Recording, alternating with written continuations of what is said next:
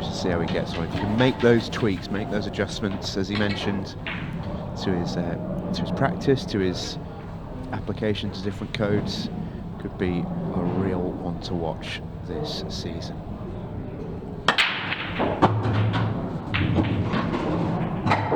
That is an unbelievable opening break from Jes. Great. We talked about the break often leaving first frame difficult chances. Well, that's not exactly the case for Jes here. What's an opening hit. Yeah, what a chance this is. Get going straight away. So he's made 3 reds, but I'd be surprised if he goes reds. I feel like he's got to go yellows here. Red at the bottom of the table and the 8 ball become a problem if you go reds, so yellows it is.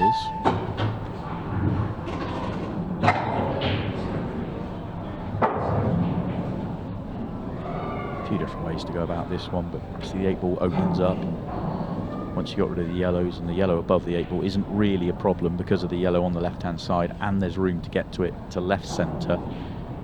So it's a kind of just a case of which way around he sees the finish here. He's a little bit thin on the one to bottom right and the one to right centre, so isn't perfect yet.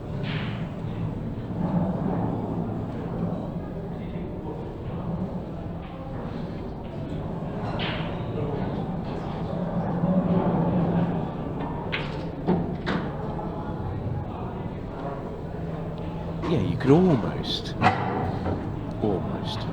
make a case to say if you make so many balls off the break, you deserve a slightly more comfortable split. But well, you say that, I think the player at this level would just take this. Every ball goes, every ball's got a pocket. It's just about working it round. I just think, I know what you're saying, you know, you made 3 reds, you could have landed a little bit better. But that was an excellent shot, by the way, coming twice across the table, landing perfect on that ball to left centre, just making that area of the table light work. yeah, it's almost what I mean, though. He said let's play a really good shot there, and I think when I saw that break first came out, I almost didn't expect Jes to have to play a really good shot in this visit, but he has. I think just to be careful here is that yellow to yellow, that red in between them, just make sure that doesn't play here, and you don't want to finish, you know, flat on the top cushion. You want angle to come down onto the 8 ball. Just had to make sure you didn't flip the red in any way there. That's perfect. So you can just use 2 cushions, or 1 really. That's how he sees it. Quite often plays quite a bit of sides. So sort of flicking this in with right to play 2. See how he goes about it. No, he's not. He's coming the other way round.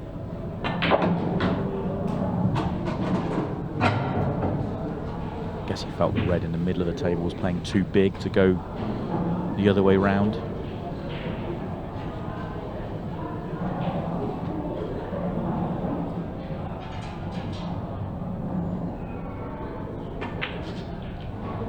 Yeah, nicely played. Felt a little bit like a missable 8 ball after all the hard work that he'd done there, but never in doubt from Jes. Yeah, gave himself, if he goes the way I was suggesting on that final positional shot, it absolutely brings snookering yourself into play. You know, how often are we talking about just give yourself that shot, and that's what he did. He put himself in the position where he just had clear sight of the 8 ball for all the way through, and yeah, it was slightly awkward compared to what it could have been, but he was very comfortable with it. Change on the break. So here comes the safe cracker.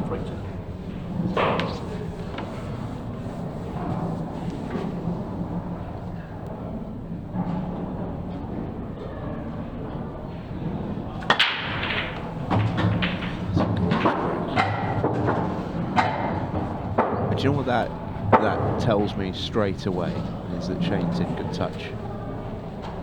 Yeah, he's got a beautiful cue action. Gets through the ball brilliantly, straight through it as well.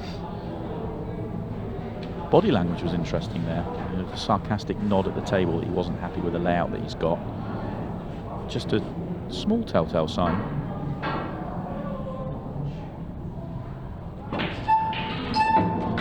At his best, there wouldn't be any hint of negativity out there.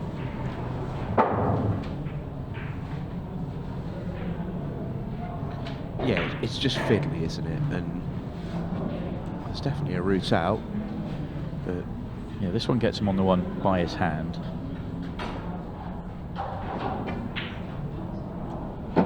It's a 3 to the right-hand side. I think the furthest left one of the 3 passes to the top right, in which case that gets him access, but it's kind of like one good shot to get him in the mix on that side of the table. Yeah, it might well be now. Big puff of the cheeks from the safecracker. This is a big shot in the context of his night, you feel. Yeah, because he got to force it a little bit. He chose not to. So that means he's coming down the table first.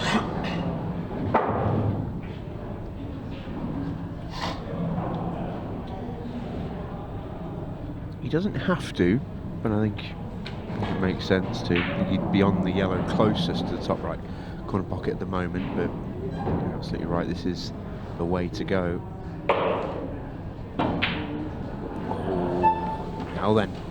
That's as big a wide as you will ever see from Shane Thompson. Just a complete miss hit. You could tell he just wasn't happy right from ball 1. He wasn't happy with the layout, didn't have a clear idea exactly how he was going to go about that. I'm slightly surprised.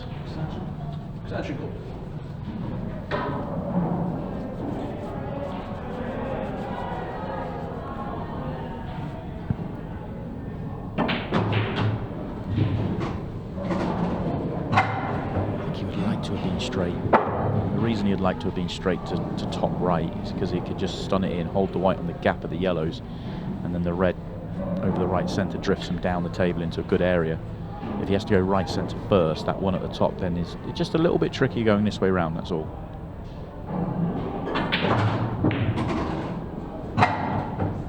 Yeah, and this gives him a bad angle to come down the table. He's trying to force it. This is a little bit too straight to play that 2 cushions and come down on the diagonal of the table.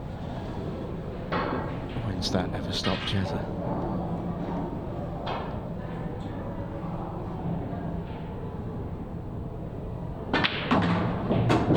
He just screws off one. He was straight enough to do that. You could see he was pointing his cue, but he played that really well.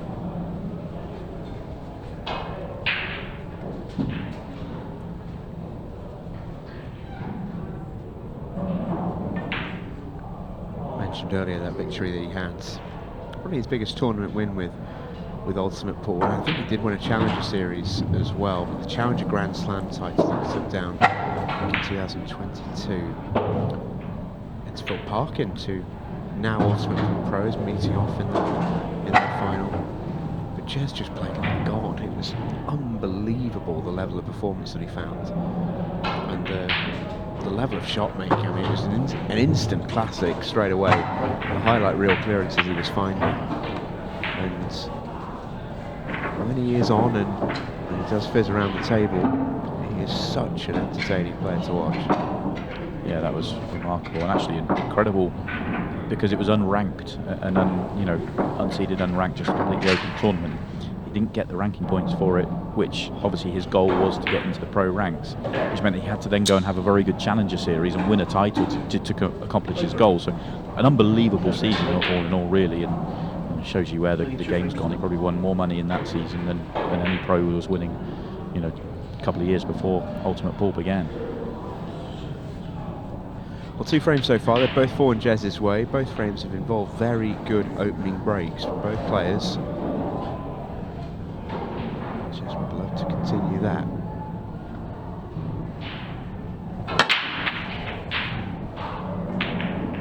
Rips it right down the middle of the table. Didn't seem to get the explosion that he would have been after, though.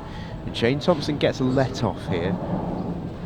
He'd have been sat in his chair almost convinced that he wasn't getting to the table in this frame, because that is just how this game often works. But a message from the pool gods that maybe they're not quite done with Shane yet. This is a decent chance to get himself into the night and back into this match.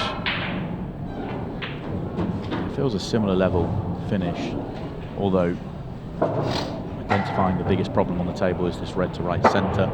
On it straight away, and he's on it nice enough that actually can make the game look simple from here.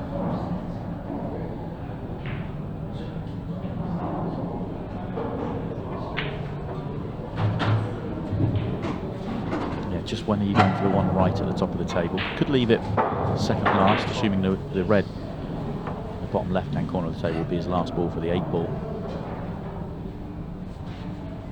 I think I quite like going up for the one. If you play the red to right centre, use the yellow, open up the pocket for the other red, go up for it at that point potentially. Yeah, he's got the angle to do just that.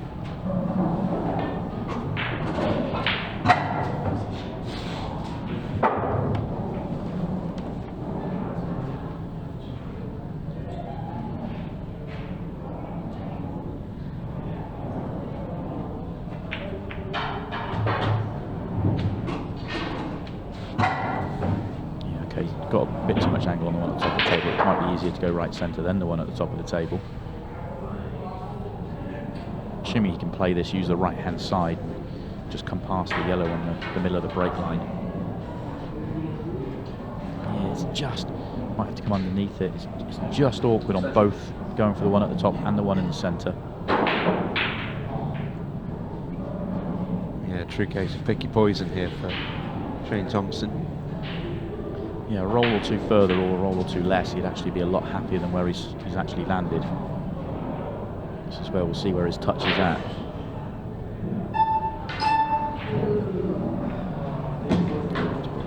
That is a fabulous shot. I mean, that wasn't it. That looked so easy. The touch there killed the cue ball, just floats it past the yellow. Also got the little flick. Good things happen when you play great shots, and that really was a great shot. I mentioned it before we came into this match, but in terms of touchy-feely shots, just artistry really with the cue ball, when he's on his game, he's an absolute delight to watch. It's Shane.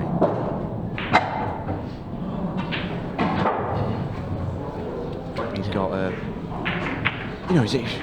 he's a big guy, uses a big tip cue as well and all that sort of thing, but he just floats the cue ball around the table really daintily. He's got such a lovely, delicate game.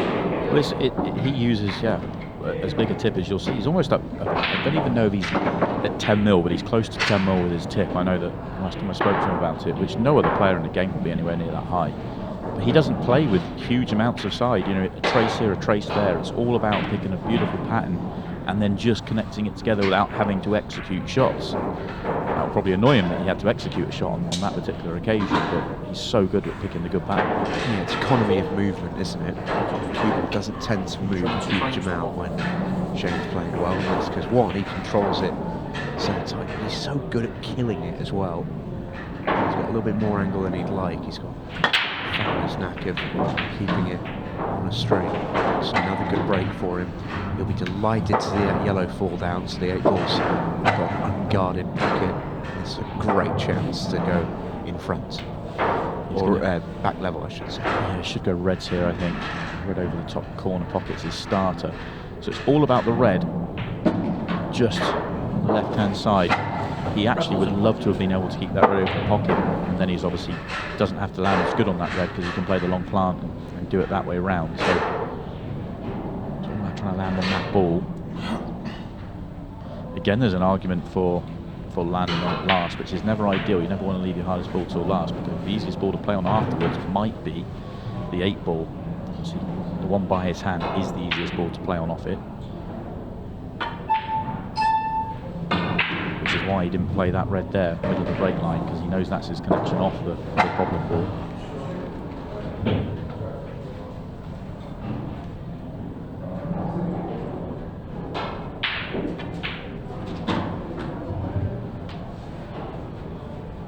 Be interesting to see how he plays this. Obviously, almost straight is perfect because you can just drop it in and you get the gap for that red. But if he leaves loads of angle, you can use the top cushion on a natural line and then come off the top cushion to get to the same area.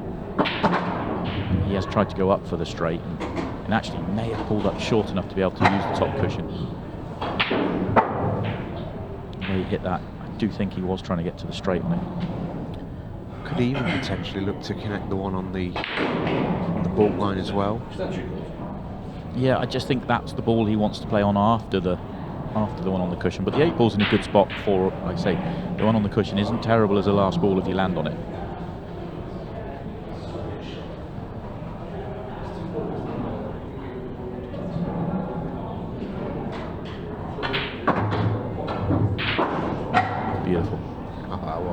says. Oh, 2 more rolls, Shane. 2 more rolls was absolutely perfect. Line was flawless. Yeah, screwing into the right-hand side with a reverse side to hit that. So you hit the cushion and picked up pace. That was an excellent shot.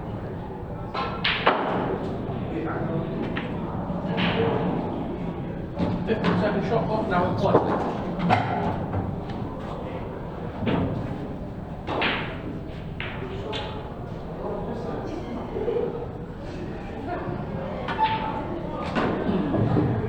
Very, very good. Much more like it. After a slightly jarring opening visit to the table, the last 2 have been vintage Shane Thompson. That's what he does when he's at his best, a safe cracker. That was excellent. I would say absolutely vintage Shane would be that he didn't have to play the shot off 2 cushions with a reverse side, but I get your point. I mean, that was very good, those last 2 visits to the table.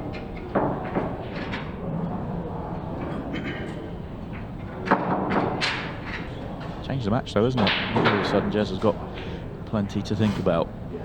Yeah, that dry break at 2-0 in front, and all of a sudden Shane just ran the 2 finishes, and Jez had a dry break and now finds himself back level. He'd be thinking, what have I done wrong? That's what you got to tell yourself. Nothing. You know, from Jez's perspective, you know, he has the break here with what, just over 4 minutes to play, and yeah, this is in his hands. You've got to tell yourself that. Make a good break. You're going to get the opportunity to put the pressure back onto Shane. Of course, if he breaks dry, you know, you fear the worst, but you've got to spin the positive here.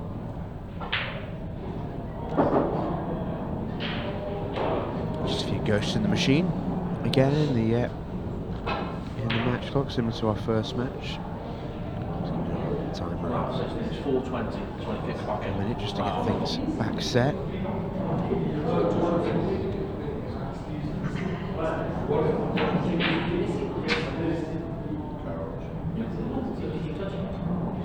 You break it at 4:20. Carry on now?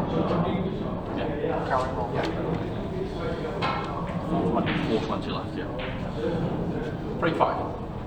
Just brings break. Big break in this match. The players now playing well.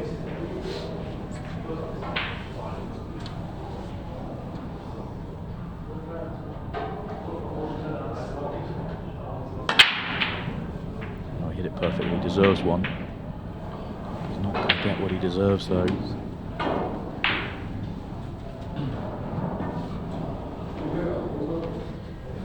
This will be interesting. Tough layout here on yellows.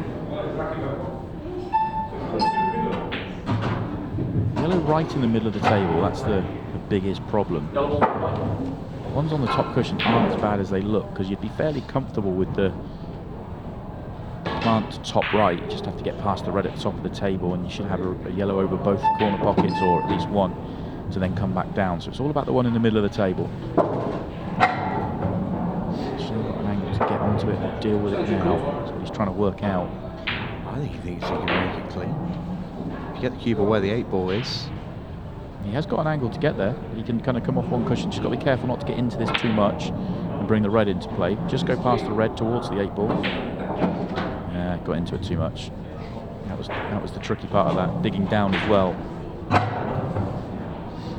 And now that is a big problem, that yellow. I think Shane may pull back here.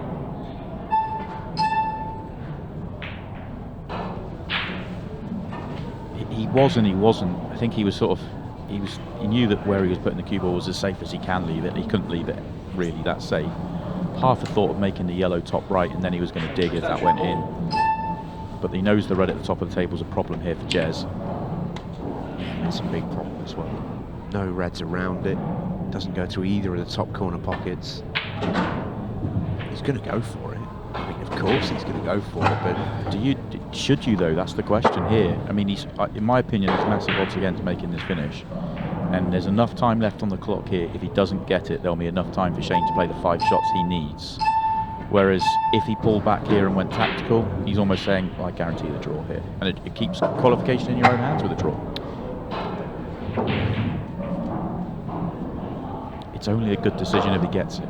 That's sitting on the fence, isn't it? yeah, I wonder if he's thinking to potentially maybe use one of the reds, I think the red of the right of the two in the middle of the table, maybe play off the yellow and then go up the table off that ball. I mean, there's a lot happening. I think that's a very good chance. And we'll know now if he drops this in. He didn't. I thought if he'd rolled that through a little bit more, you could. Is he trying to clip this in and come off the top cushion, or does he feel like the red can be made off the yellow top left? I don't think so. I'm with you. I think if he rolls it through on that previous shot, he's got a better angle to play the shot that you're talking about.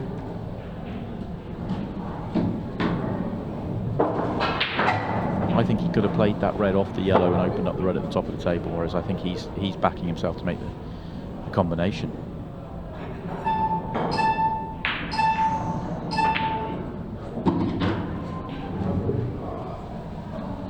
It's very tough, the combination here. It's going to have to be a double, you feel.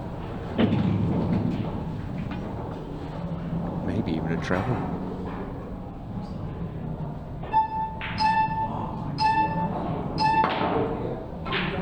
The double, and it was close. And that should cost him the match here. Shane's got enough time. He's been very fortunate for that yellow the red to finish in front of the yellow. It just means there's a bit of work in this for Shane. Yeah, no guarantees for finishing for Shane. 38 seconds. If that red doesn't go over the top right hand corner pocket, Shane's out. It's a right touch that for Jez. It really is. 3-ball plan for Shane. That is so well played. 22 seconds. It's a fabulous shot from the safecracker. It really is. Now you back yourself to make this.